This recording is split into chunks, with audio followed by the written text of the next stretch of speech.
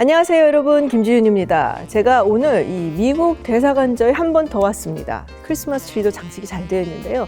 오늘 정말 특별한 분을 만나러 왔습니다. 미 국무부 차관이신 호세 페르난데스 차관님과 오늘 이야기를 나눠보려고 합니다. 12월 15일부터 17일까지 2박 3일 동안 미국 국무부의 호세 페르난데스 경제차관이 한국을 방문했습니다. 이 국무부에는 장관, 부장관, 그리고 6명의 차관이 있는데요. 이 중에서 호세 페르난데스 차관은 경제차관이라는 이름답게 경제 쪽의 최고 외교관이라고 할 수가 있죠. 공식 명칭은 Undersecretary for Economic Growth, Energy and Environment입니다. 1960년대에 카스트로 정권을 피해 난민으로 들어와서 차관 자리에까지 이른 입지전적인 인물인데요. 한국에는 무슨 일로 왔는지 제가 한번 이야기를 들어보겠습니다. Good morning, Mr. Undersecretary. Thank you. Thanks for having me. Well, thank you so much for being with us today. I know you had a really crazy busy schedule while you're visiting here. You had a senior economic dialogue, and so thank you very much for sharing your time with us. My pleasure. So what is your visit about this time? Well, it's been a lot of fun. I've been here for 2 days. I've been looking forward to coming here for a long time. In fact, the first week I was in office after I was confirmed, I made sure that I called my counterparts here in Korea to just to tell them how much I was looking forward to working with them. So we had a lot to talk about. We would talk about our economic partnership. You know, our relationship has gone beyond security, but we have very, very deep economic ties. Korea is America's sixth largest trading partner. We have a couple of million Korean Americans, so we have both human and economic ties. And there's a lot to do. There's a lot to do in the Indo-Pacific, and Korea is a linchpin of what we're trying to do. Well, recently the U.S. government announced that they are going to launch Indo-Pacific Economic Framework early next year, I guess. So I was wondering what exactly that is about, and does it also mean that U.S. is not going to join the CPTPP anytime soon? CPTPP and the situation today is much different from what we faced in 2016. So what we're looking to do now going forward is to find ways to deepen our relationship with this region in areas that are critical to our economic and political well-being. So, for example, supply chains. One of the things that the pandemic has shown us is that supply chains are fragile and that we need to do more, not just to have them be efficient, but have them be resilient. That's something we're going to work on in the economic framework. Infrastructure.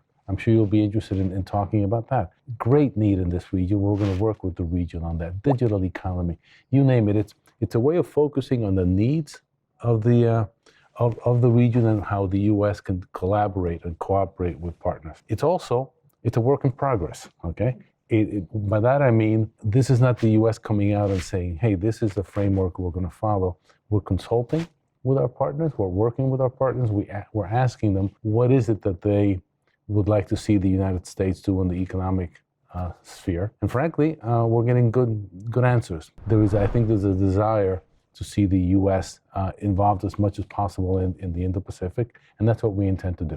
Well, we have to wait until all the specifics are to be spelled out, but it doesn't seem to be it's going to be a treaty or a free trade agreement, which had to go through the Congress. So the framework sounds like an initiative by the president and the administration. So what if, really big if, different administration comes in and doesn't like it, and it can walk away quite easily? So how can you assure allies and also the neighboring countries to join this economic framework? That's a very good question. And I'll tell you how you do it. You focus on the items and the things that make our relationship stable and that make our relationship deep. So no matter what administration you have in place, things like supply chains, things like digital economy, all of those things will remain critical. And the Indo-Pacific will remain a critical aspect of our foreign policy and our economic policy. 60% of the world's GDP is produced here.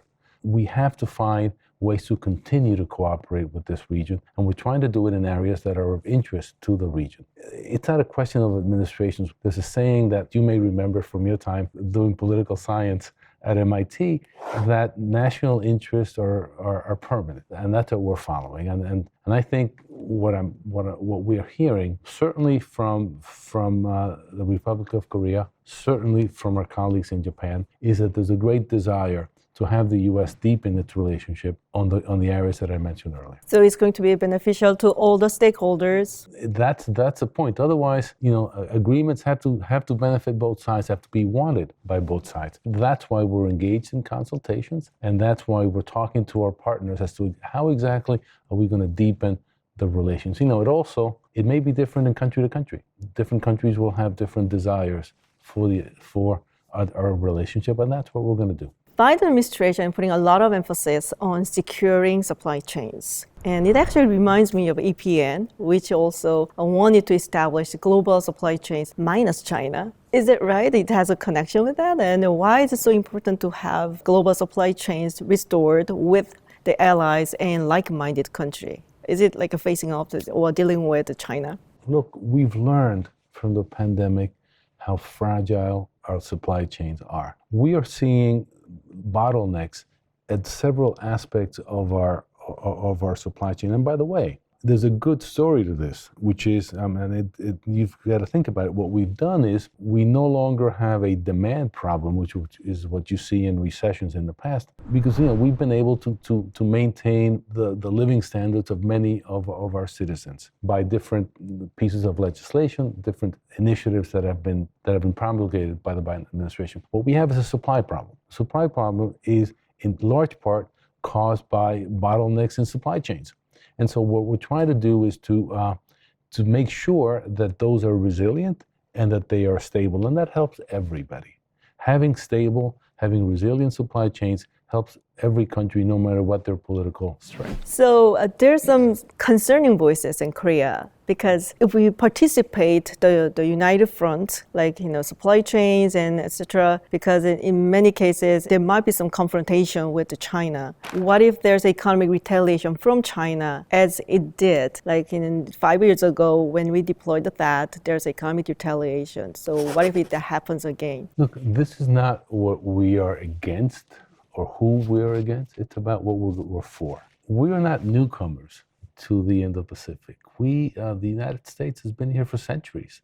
We now have nearly $2 trillion of trade with the Indo-Pacific. We have deep relations, again, not just economic, but on a personal basis. We have Korean Americans, Japanese Americans, you name it.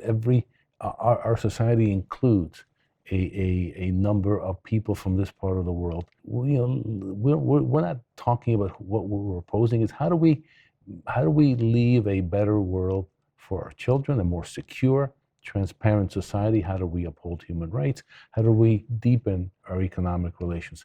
That's what we're focusing on. We're not really focusing on what we might be against or not, or who might like it or not, because we think at the end of the day, we have common values, we have common interests, and that's what we intend to pursue. Well, I'd like to ask you about the climate change policy of the Biden administration, and I can see some outstanding result outside the United States, but I'm not really sure about the dramatic progress in the United States, maybe because it's just so polarized, the Capitol Hill, and maybe just midterm election next year. I don't know, how do you assess the climate change policy? I think if you take a step back, we've accomplished a lot more than many people thought we could accomplish. On the first day in office, President Biden rejoined the Paris Agreement. We have a global methane pledge. I think it's now up to 40 or 45 countries have signed up, some of the biggest methane emitters in the world. We in the United States have lowered our emissions just about as much as, if not more than any other country in the world. We have done a lot to pursue the goals that we all have signed up for. What's the problem? We need to do more, because the reports that we're hearing tell us that we need to be a lot more ambitious if we are going to get to no more than 1.5 degrees Celsius. So this is both a situation where you've done a lot, but there's a lot more to do. We've been encouraged by the response and by the commitment of our partners and allies, and we will continue we will continue to work on climate change. Something that I can tell you is that every government agency in the Biden-Harris administration is a climate change agency. It's priority number one, and it's something we will continue to push. And frankly, we have no option. I really have to ask this one because it's my primary interest. Digital economy. We do not have global rules and norms yet about it. And I guess US is planning to have one and setting the standards for that. So what is in your mind? So what's on our mind is, this goes back to the economic framework, we are going to consult with our allies, we're going to consult with our partners. And there's a fundamental belief when we look at the digital economy that it has to work from the bottom up. It has to be a free internet, an interoperable internet, not dominated by government. Something that, if you look at the digital economy, no one created it from the top down. It was created by consumers and by the private sector, by civil society, working together to organize a digital economy so that you could order something on the internet and pay for it, even though it's across countries, so that you could get information in the US from newspapers here in Korea. So it's been a demand-driven economy, and we want to keep it that way. And there should be some point that you have to make it sure, even though it's a free flow data, but it doesn't really intervene, inflict with the privacy. That's a very good point. That's an excellent point, and privacy concerns are more and more at the forefront of that. And we're working on that as well. It's a fine line. You've got to be careful, on the one hand, to prevent privacy abuses, but also at the same time to encourage the free flow of information. And keep that in mind, free flow of information. You have an extraordinary life story of yours. As a Cuban refugee, you came all the way to America, and now you are Undersecretary of State of the United States of America. So it is like the real-time example of the American dream, I would say. So can you share your story with us?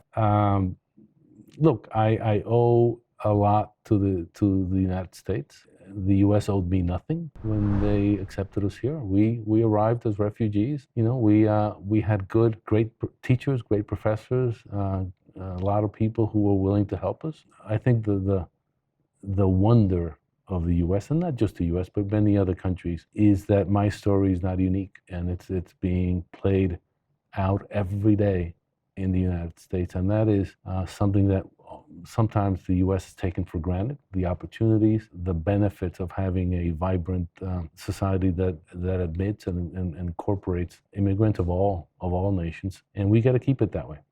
I'm blessed, but again, I'm not the only one.